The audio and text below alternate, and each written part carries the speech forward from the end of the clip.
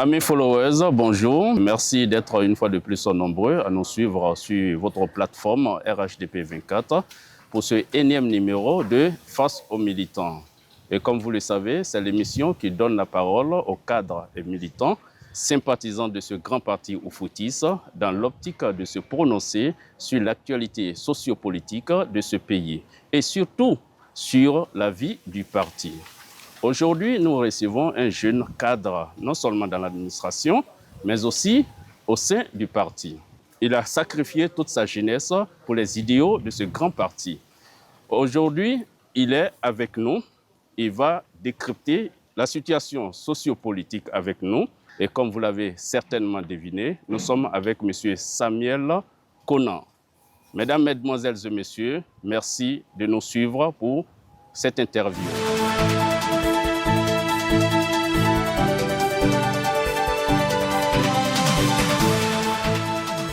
Bonjour, Monsieur Samuel Conan. Bonjour, Monsieur Thierry Adama. Ici, nous disons la vérité. Comme vous le savez déjà, le principe de cette émission, c'est de dire la vérité, toute la vérité, et sans faux fuyant. Nous sommes d'accord sur le principe? Il n'y a pas de souci. Bon. Déjà, quelle lecture faites-vous des 5 candidats retenus par le Conseil constitutionnel pour la présidentielle d'octobre prochain? D'accord, merci, Monsieur Thierry. Et à mon humble avis, je pense que cela dénote la maturité de notre Conseil constitutionnel. Il y a eu donc 60 candidatures et 5 ont été retenues. Les 55 qui n'ont pas été retenus, Madame Chantal Camara a donc fait l'exposé des motifs. Et déjà, comment évaluez-vous les chances du président Alassane Ouattara face aux autres 4 adversaires? Notre candidat est face à 4 adversaires, mais notre candidat, son bilan parle de lui-même. Et en plus, il est issu du plus grand parti politique de Côte d'Ivoire, le parti qui est représentatif et le parti qui est installé dans tout le territoire ivoirien. Donc, à ce niveau, nous n'avons pas de crainte. Et en ce qui nous concerne, nous allons jouer notre partition pour donner donc la majorité à notre candidat au soir donc du 25 octobre 2025. Ce n'est pas une façon de minimiser les autres potentiels candidats? Non, quel que soit le candidat, vous voyez, Alassane Ouattara, c'est certes notre candidat, mais son bilan parle de lui-même, dans tous les secteurs. Il arrive au pouvoir où nous avons 3 universités. Aujourd'hui, nous avons 9, la 10e en construction. Quand nous regardons aujourd'hui au niveau des autoroutes, des infrastructures, partout, même chez nous, même dans le centre. Aujourd'hui, il y a la voie Didier Vi, Thiebissou Bitumé, Didier Vi, Ngouan La Terre, Bokanda, Kwasi Kro, Thiebissou, en passant par Passakassou, Boaké, en passant par Diabo, de Yam Sokro jusqu'à Atiegouako, d'Atiegouakou pour relier Tumodi. On n'avait pas ça hier.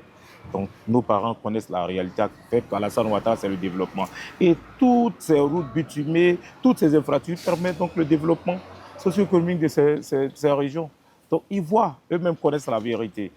Donc quand nous voyons ces résultats, quel que soit le candidat, même si on avait 59 autres candidats contre notre candidat, nous savons qu'on allait passer au premier tour. Parce que les résultats sont vraiment concrets. Les résultats sont vraiment concrets. Pensez-vous, M. Conan, que le bilan seul suffit pour faire une ligne éditoriale de campagne? Mais le bilan suffit et il y a le bilan et puis il y a la projection. Aujourd'hui, il y a la stabilité. Et c'est ce qui est le plus important. Quelle que soit votre expertise, si vous êtes dans un pays qui n'est pas stable, vous ne pouvez pas développer votre politique. Bien sûr. Et aujourd'hui, avec Alassane Ouattara, on a la stabilité et le pays avance. Vous regardez ce qu'on n'avait pas hier, aujourd'hui. Aujourd'hui, on parle de métro. Quand on parle de métro hier, c'est en Europe. Il faut partir en France, il faut partir peut-être au Maroc, ailleurs pour voir. Mais ça, ce sont des choses qui sont réelles dans notre pays aujourd'hui. Vous voyez aujourd'hui la libération du secteur audiovisuel. Tout bouge. Souvent, tu arrives dans des quartiers d'Abidjan, tu te crois peut-être en Europe et autres. Donc, c'est de ça qu'on parle. On voit un pays en perpétuelle transformation structurelle et à tous les niveaux. À partir de ce moment, celui qui a la tête, qui donne cette stabilité et qui permet au pays d'avancer, il n'y a pas de raison que les Ivoiriens choisissent quelqu'un d'autre, à part notre président Alassane Ouattara. Le 15 avril 2025, ouais. Tout récemment, vous avez créé le centre en mouvement pour le RHDP, dont l'objectif consiste à sensibiliser et donner l'information exacte aux jeunes pour ne pas qu'ils se détournent du droit chemin. Et pouvez-nous dire aujourd'hui un bilan à mi-parcours de votre mouvement? Aujourd'hui, au niveau du centre, Après donc notre sortie officielle le 15 mai, aujourd'hui nous sommes à 20 départements de représentation. Et nous avons donc contribué à investir le terrain grâce à l'appui des cadres du centre, avec à leur tête Monsieur le ministre d'État, conseiller spécial du président de la République, M. Janoua Ousou-Kouadio, et également monsieur, donc, le ministre de l'Équipement et de l'Entretien routier, M. Amédée, qui nous ont accompagnés pour que nous puissions sensibiliser les jeunes du centre. Et avec eux, nous avons pu mobiliser une forte population du centre à participer au congrès du RHDP qui ont lieu donc les 21 et 22 juin passés. Exactement. Voilà. Et nous avons aussi eu une part active lors donc, du dépôt des dossiers de candidature du président de la République. Nous allons faire notre rentrée politique et après la rentrée politique, nous allons donc inonder tous les villages, campements, pour qu'on parle à nos parents, pour parler aux jeunes, afin que le syndrome de 2020 non seulement ne nous revient plus, mais qu'on donne la majorité à Alassane Ouattara, parce qu'Alassane Ouattara a fait beaucoup pour le centre en si peu de temps. Puisque vous avez déjà posé des actes avant le congrès, après le congrès, maintenant, quels sont les prochains actes d'action du SEM RHDP? Mais si vous vous souvenez, lors donc, du lancement du mouvement, nous avons dit que ce sont des actions de terrain. Nous allons faire des actions de terrain avec nos parents, que ce soit au champ, que ce soit en ville, dans tous les endroits où ils se trouvent. On ne va pas laisser nos ennemis venir diviser. Parce que dans un village, à l'approche des élections, il y a des petits malins qui se prennent dans les villages. Il va dans le village A, il dit au village A, le village B va vous attaquer. Mais c'est parce qu'il n'y a pas quelqu'un. Si nous abandonnons le terrain, que nous sommes en train d'évacuer à nos occupations, mais cela va arriver. Mais nous allons prendre attache, comme on le dit, corps à corps avec nos parents sur le terrain. Ah, okay. Et donc, eux-mêmes comprendront. Même quand on va aller dans le secteur agricole, on va dire, c'est à cause d'Alassane Ouattara que le prix du cacao est comme ça. Aujourd'hui, on parle du prix du cacao, 2000 et quelques. Hier, on n'avait pas. Parce que je me souviens que le prix du cacao, nous, en tant que fils de paysans, il y a eu des moments où on payait le cacao à 300 francs. Mais avec Alassane Ouattara, ça a changé. Que ce soit dans n'importe quel milieu, on va montrer une preuve palpable de ce qu'Alassane Ouattara a fait pour transformer ce secteur. Donc, soyez sans crainte. Nous allons faire du corps à corps à nos parents et puis vous allez voir les résultats. Nous sommes à quelques jours des élections présidentielles.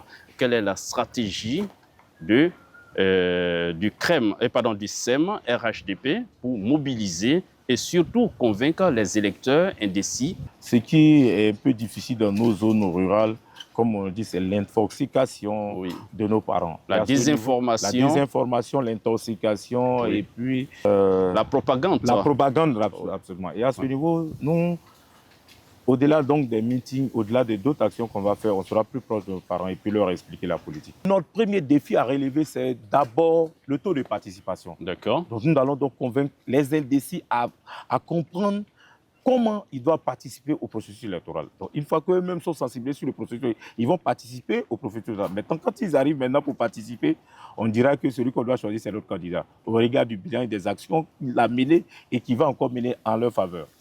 Voilà, dans différents secteurs d'activité. D'accord. Vous venez de dire tantôt que vous allez présenter les acquis du président Alassane Ouattara aux indécis qui ne se manifestent pas encore pour le RHDP.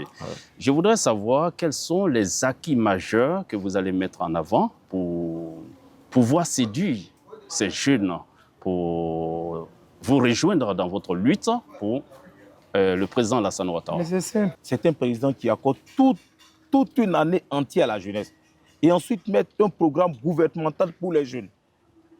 Avec les accompagnements, avec la construction donc, des structures d'encadrement des jeunes. Aujourd'hui, les jeunes participent aux politiques. Aujourd'hui, on prend la décision des jeunes avant même d'écrire le PND. Hier, ça existait où? C'est-à-dire que nous, notre rang, on était rangés à arranger les banques quelque part, mais aujourd'hui, dans les consultations en vue de mettre en place le PND, on consulte aujourd'hui les organisations de jeunesse. On constate une année entière aux jeunes. On finance le projet des jeunes. Même ceux qui ne sont pas allés à l'école, on met l'école de la deuxième chance pour ces jeunes-là. Oui. Et à qui peut faire que Alassane Ouattara? Aujourd'hui, on parle d'amélioration des conditions, donc d'études des élèves, construction de salles de classe, construction d'écoles d'excellence, construction d'écoles d'excellence pour les jeunes filles. Ça n'existait pas hier. Nos jeunes doivent saisir l'opportunité, c'est-à-dire que quel que soit leur niveau d'études, ils peuvent avoir un emploi. non seulement il y a l'école de la chance, de la seconde chance, quand ils vont à l'école, on améliore leurs conditions de bus. Actuellement, le ministère est en train de faire en sorte que on augmente même les bourses pour accompagner les étudiants, que ce soit en Côte d'Ivoire, ailleurs, même à l'école, à l'éducation nationale. Donc tout est fait pour qu'on puisse s'exprimer. Et là encore, même si tu ne fais pas tout ça, il y a encore les filets sociaux pour t'aider. Qui dit mieux? Tout est là pour encourager nos jeunes. Hein. Voilà. Il faut Alassane Ouattara pour qu'on puisse avoir cette politique-là. Voilà. À vous écouter, à vous entendre, on a l'impression que le président Alassane Ouattara est sans reproche. Et pour cela, moi, je voudrais vous poser la question de savoir si vous devez résumer le président Alassane Ouattara en 3 mots, lesquels choix? Paix, stabilité, développement.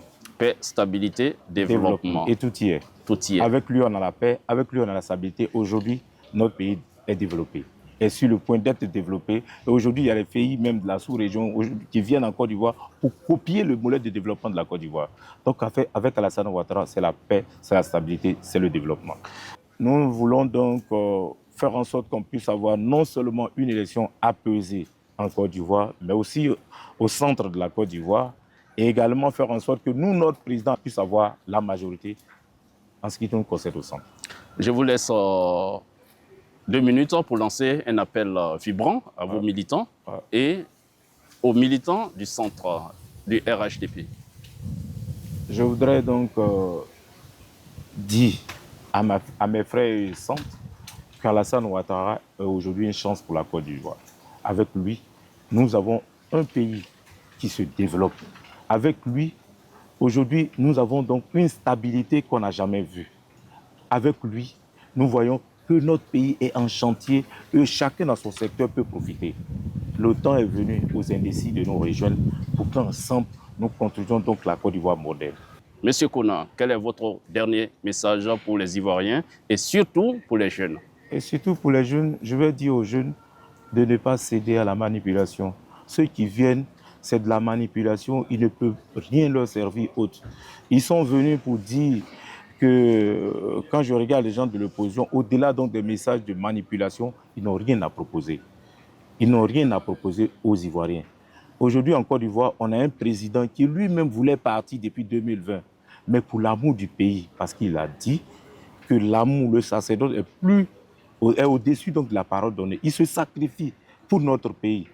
Il faut qu'on saisisse ces chances. Houphouët-Boigny le dit, le vrai bonheur l'a plus lorsqu'on a perdu. Nous avons Alassane Ouattara, c'est le vrai bonheur. Nous devons ensemble nous mettre à sa disposition, l'accompagner pour le développement socio-économique de notre pays, la Côte d'Ivoire. Ce vendredi 19 septembre 2025, à partir de 14h à l'hôtel Palace de Yamoussoukro, nous organisons notre rentrée politique. Je voudrais donc inviter tous les militants, tous les sympathisants et tous les membres du mouvement SEM-RHDP à venir massivement pour que nous puissions donc rentrer activement dans la campagne avec le président Alassane Ouattara.